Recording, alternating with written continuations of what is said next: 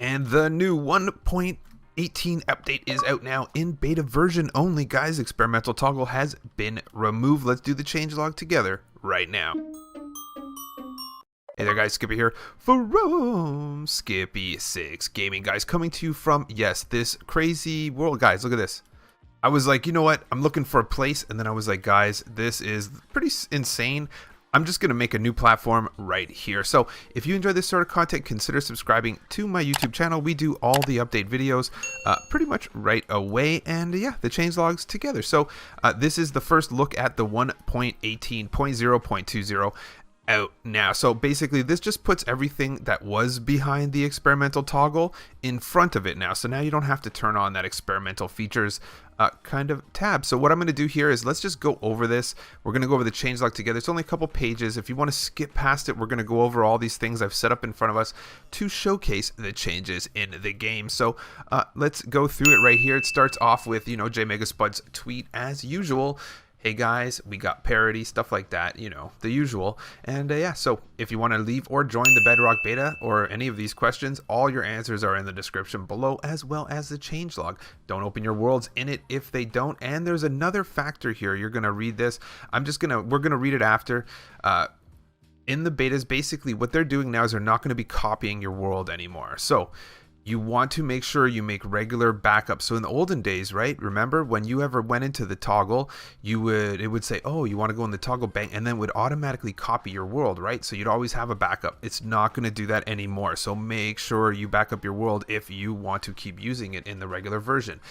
So caves and cliffs features related to caves and cliffs have been removed from the experimental toggle and now enabled by default. So yeah, there's the thing I just told you about one page before this. And New World Generation in Caves and Cliffs Part 2 is currently incompatible with the creation of custom biomes experiment. So you're not going to be able to put those two together. You're not going to be able to make the custom biome. Basically, that's what people were doing to get the lush caves and see it. They were doing it in custom biomes. Can't do that. Changed ore generation rates to be in parity with Java Edition, fixed an issue that prevented large trees from growing below Y0. Small drip leaf now properly generates as part of lush caves biome. So I feel like you can get kind of lush caves now in the real game. That's why you can't get them in the custom one. Cave generation, old caves can now reach all the way to the surface. Old cave carver placement is now on parity with Java Edition. Floating water no longer generates in caves. Feature placement. Meadow flowers no longer replace blocks in villages or other structures, so basically it would just take over. Tuft blob features now generate below Y0.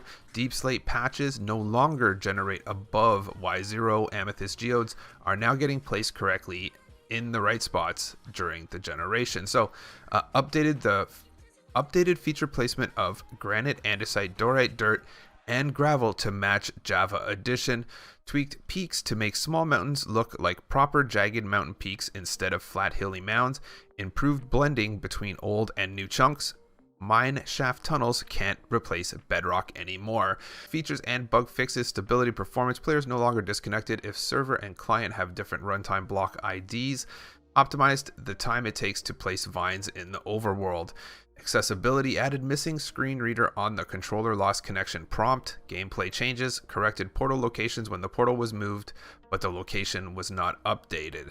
I feel like that's if you turn it on an angle maybe. Breaking a block below fire no longer creates an invisible fire block when do fire tick game rule is disabled.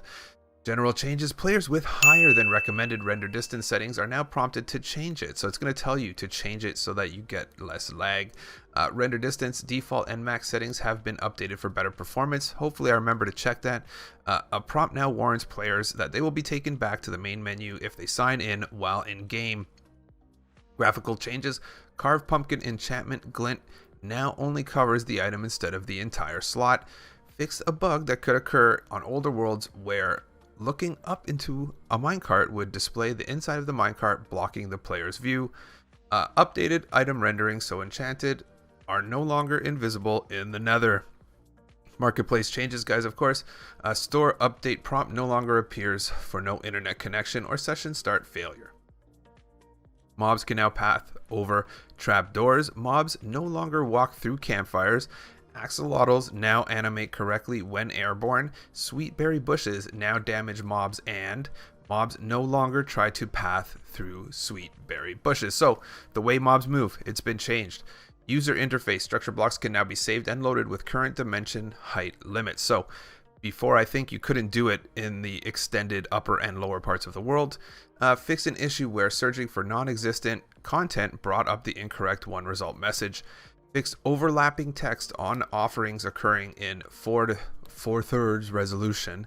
I don't even know who uses that. I feel like that's a phone, some sort of phone screen.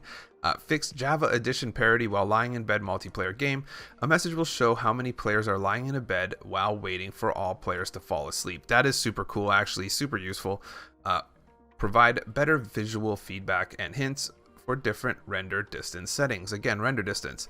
Vanilla parity raid mobs now despawn after a raid ends if the player moves too far away. Raid boss bar color changed to red from purple.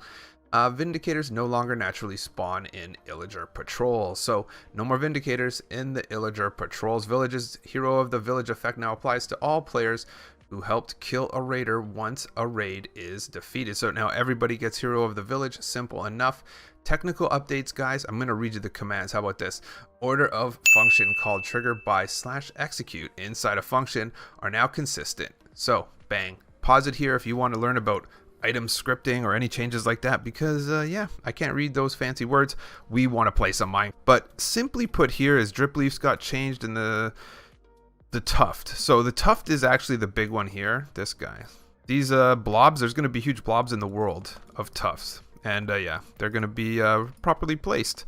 Pathfinding changes happened here as well. We have, so basically, they taught mobs to choose what to walk. So basically, they were not going over trapdoors before. I guess because they were trying to train it to not go over campfires and berries, because both of these cause damage. So basically, in this update started giving the mobs the damage they deserve from getting it, I believe, and teaching them not to go over it while still going over things that are kind of transparent on the block, but they'll go over it now. And there you go. So that's a simple one there. I remember why I popped that guy out. And Nether Portals, we talked about it. I feel like if it didn't, the Nether Portal changed, but the location didn't change, then it would mess up. I think what they mean is maybe if you did it sideways. So that means the portal is actually still on the same spot. I don't know. I don't get that one specifically, but I get what they're saying. In addition, if you had a fire block and you broke it underneath, there would be invisible fire. That was kind of a... Oh. And okay, so I'm going to go. I think we pretty much got a good lay of the land when you take a look at some of these, you know, they've basically tried to soften the peaks. I think that's a good way to state it, is that there's not so much point anymore. You see how they have these little... There's gradients. It looks super cool. I wanted to just go over the render distance. Render distance has been changing a lot, kind of low key on the side. Even last video, I feel like I talked about it a little bit, but someone said they changed it. So it matters a lot, right? This simulations distance is different than render distance. But when you're playing the game, if you have a lower end item, you know, a phone even, you know, a self or some sort of smaller phone, you're not going to be able to, you know, do the same thing as me with my 3060, right? They're two different things. So they keep switching the render distance. You're going to see render distance, 24 chunks recommended. So I think what it's going to do is probably suggest to people what's recommended. So if I were to have this, see this little thing right here, high render distance could cause low frame rate crashes or unexpected behavior. So, you know, that's pretty serious. That means pretty much I'm assuming there's not really, you know, I feel like this is probably the high end. And yeah, so there you go, man. Perfect. Awesome. Let's get out of here. Let's go here. And yeah, look at the terrain. Enjoy, guys. Don't forget to smash the like before you go. Don't forget as well to subscribe to my channel for, yeah, cool stuff like this. I'm not sure that I'm fond. You can see what they did. This is one of those updates where if you look at the world right now, just step back and look at the ground. You can tell they did something to the way that the floor generates in Minecraft.